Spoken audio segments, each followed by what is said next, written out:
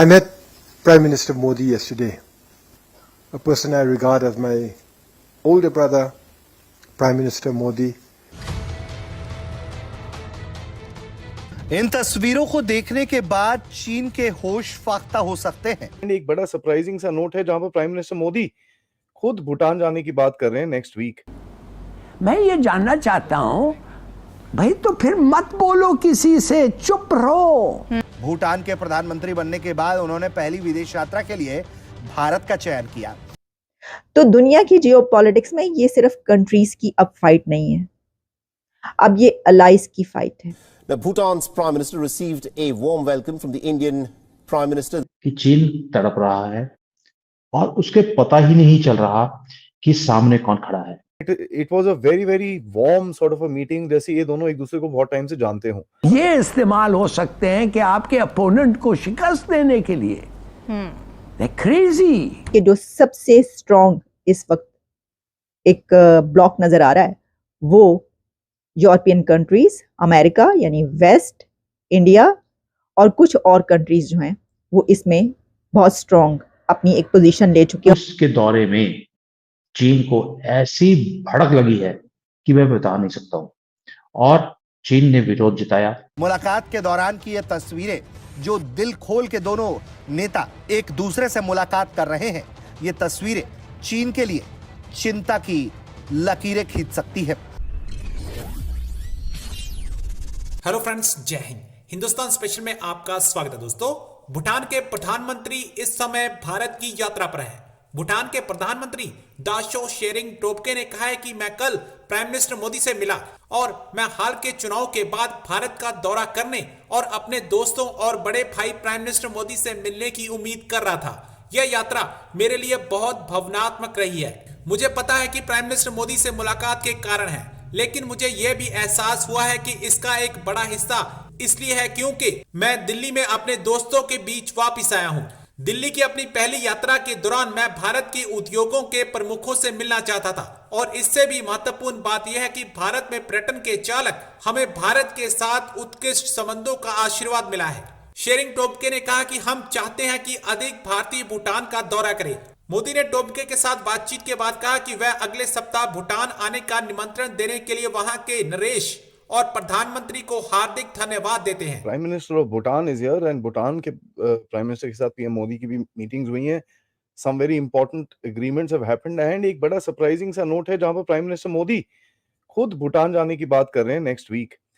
So this is a very interesting time, क्योंकि देखिए reason neighbourhood में जैसे मैं काफी फोकस रखता हूँ, नेबरहुड के अंदर काफी चर्न है इस टाइम पे इंडिया चाइना रिलेशंस के बीच में एंड कहीं ना कहीं दोनों कंट्रीज, दोनों देश एक दूसरे के पीछे टग ऑफ वॉर के चक्कर में पड़े हुए हैं कि कौन किसको किस जगह पे बीट कर सकता है। मालदीव्स के अंदर आपको पता है मैं काफी कवर करता हूँ उसके बारे में, what is the game, and now there is also another one which is starting up in Bhutan. और ये अभी का गेम नहीं है, this is an older game, so it's not something that should surprise us. ये एक ही बहुत ही इंपॉर्टेंट पार्टनर है भारत का, and especially with regards to India-China relations and as well as अभी धीरे धीरे जैसे उभर के आ रहा है रीजनल एरिया के अंदर भी बहुत ही इंपॉर्टेंट है। चलिए, भारत की जो मूव हुई है भूटान के साथ, let's talk about that.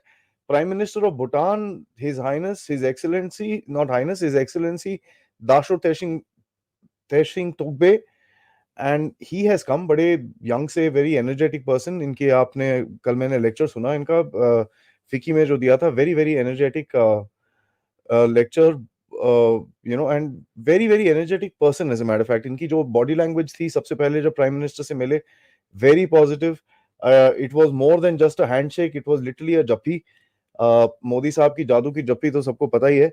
So that is what was there and it was a very very warm sort of a meeting, जैसे ये दोनों एक दूसरे को बहुत टाइम से जानते हो। That was very interesting to note, और इसके बारे में मैंने ट्वीट भी करा था कि the body language is very very very very you know very warm and very positive। लेकिन मोदी जी हैं, मोदी जी भी हमारे दुश्मन देश को सीधे तरीके से बोल रहे हैं, पंगा मत लेना नहीं तो खत्म कर दूंगा। अब खबर क्या है?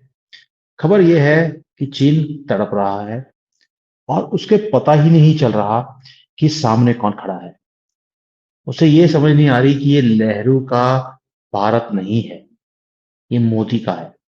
और मोदी ने भी सेला सुरंग बना दी और दिव्यास्त्र, उसकी पूरी डिटेल दूंगा आपको, वो बना दिया और साफ साफ संदेश दे दिया, मेरे से पंगा मत लेना, मतलब कि मेरे भारत से पंगा मत लेना, नहीं तो तुम्हें ये समझ नहीं आएगा कि सांस कहां से लेना है और हवा कहां से निकालनी है। हुआ क्या था, अब इसकी डिटेल में जाते हैं। आज एक समाचार आया कि 9 मार्च को एक समाचार आया कि भारत में जो भारत के प्रधानमंत्री हैं नरेंद्र मोदी, उन्होंने अरुणाचल प्रदेश, वही अरुणाचल प्रदेश जहां पर राहुल गांधी जाने से भी घबराता है क्योंकि चाइना नाराज हो जाएगा, मोदी जी अरुणाचल प्रदेश में चले गए और उसके दौरे में चीन को ऐसी भड़क लगी है कि मैं बता नहीं सकता हूं।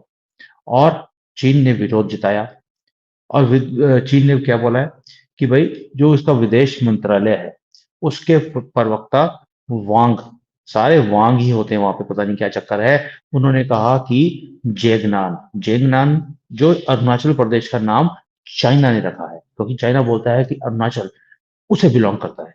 भाई वो उसकी हिम्मत कैसे होती है, क्योंकि राहुल गांधी ने पहले ही लिख कर दे दिया है चाइना को, मुझे प्रधानमंत्री बना दो, अरुणाचल प्रदेश में आपको दे दूंगा, मेरे कौन सा बाप की जगह है, ले जाओगे तो ले जाओगे, मेरे नाना ने भी आपको दे दी थी, मैं भी दे दूंगा। अब भारत वहां की स्थिति में बदलाव कर रहा है, ये चाइना बोल रहा है कि आप यहाँ पर टनल्स बना रहे हो, सड़कें बना रहे हो, ये जगह मुझे बिलोंग करती है, आप ऐसे काम मत कीजिए। और इससे जो सीमा का जो अपना मामला है, मैं सीमा हैदर की बात नहीं कर रहा, बल्कि जो अपना बॉर्डर चाइना के साथ लगता है उसका जो मसला है वो और भी ज्यादा जटिल हो जाएगा। ये कौन बोल रहा है? ये चाइना बोल रहा है भारत को।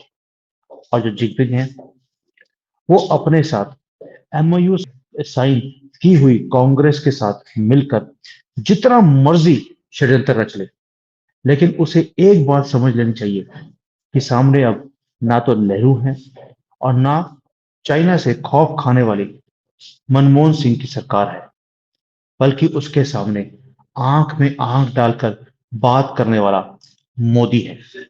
और अरुणाचल प्रदेश किसी के बाप की जागीर नहीं है जो हलवा समझ के तुम खा लोगे चाइना वालों। अब आपको एक और बात समझनी चाहिए कि चाइना की इतनी हिम्मत बनती कैसे है। ये जब कांग्रेस की सरकार थी उनके रक्षा मंत्री थे AK एंटनी, उन्होंने संसद में कहा था कि हम चीन की सीमा पर सड़कें जानबूझकर नहीं बनाते क्योंकि उससे हमें डर लगता है और हमें डर है कि चाइनीज सेना उन सड़कों से ही भारत में घुस सकती है